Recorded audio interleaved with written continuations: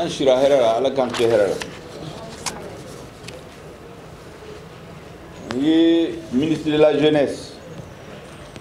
ani gouvernement membre B, ani institution B, ani ambassadeur, ani comité national olympique Niemro, ani fédération nationale des sports Niemro Bawe, on befu. Kafo Koubi, Mataya, président de la transition, colonel Assimi Goïta, chef de l'État, allez Torola, Kafo Mali, sport Kelawe, les sportifs, Kafouye, qu'aux transition gouvernement autorité B,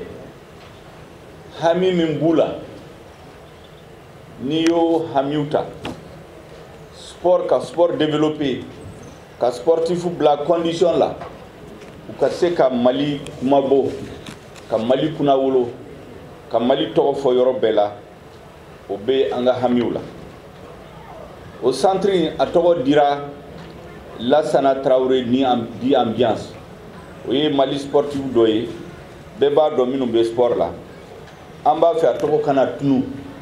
parce que abina Kasoro a fumé Mali drapeau défendu. Ministre des sports, ani jeunesse, aye kuma befoya. Centre a sorola chogomina,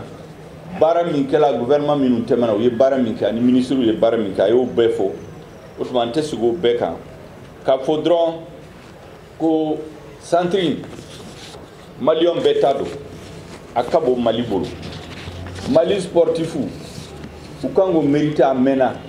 parce que kabini 1965 Kabo Braza kata Yaoundé 1912 Fobi Mali sportif Mali toko fo Yorobela l'unité yake Mali toko fora Yorobela Kabo Europe kata Asie Pacifique kata Amérique Yorobela Sambi Worokono Mali sportif de yake Mali drapeau abe be Yorobela ni jamana baw be kuma togo be fo yoro mina Mali sportif be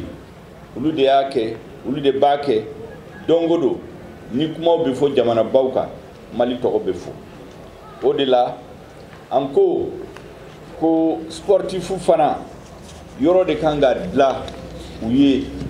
ukanga ko analyse ke ku ka soin ke parce que ulu tay e mogo min ka kene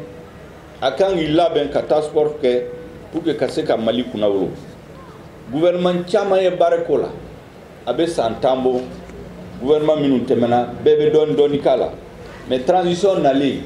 président de transition ko fo yani transition kaba fo centre kadla aka équipé avec les équipements de jeunesse dernière génération et comment were be mi fora président tokola oye ka fo ko centre équipement ba minum bena kala o bena ke sababu ye analyse chamambe malion ku meta ke kenema ka wari basara o teke tuguni anala sona mais pour do kasekas nye fo directeur na collaborateur be ambe minum fo ku féliciter au centre un kata nu bulufla ka barake gouvernement ka bare mu o ye ka équipement ça équipement minum besa ministre ya fo avec un faux 2 milliards yani